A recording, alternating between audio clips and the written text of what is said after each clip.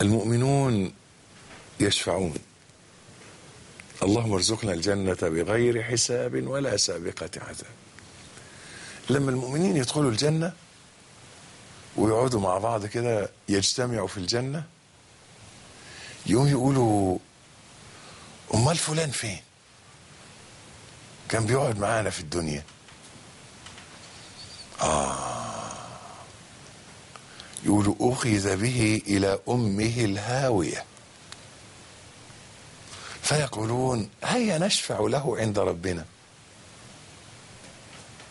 فيقولوا يا رب فلان كان معانا شفعنا فيه، فيشفعهم الله فيه فيخرجونه من النار ويدخل معهم الجنة.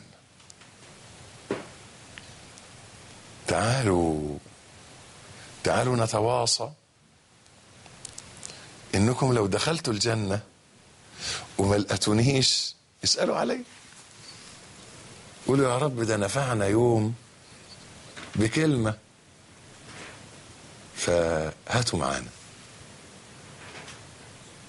تعالوا نتواصى، كل واحد يقول لزوجته لولاده والأحبابه ولأصحابه ابقوا افتكروني في الجنة واشفعوا لي. ينفع اهو بنص الحديث ان المؤمن هيشفع انه يطلع حد من النار.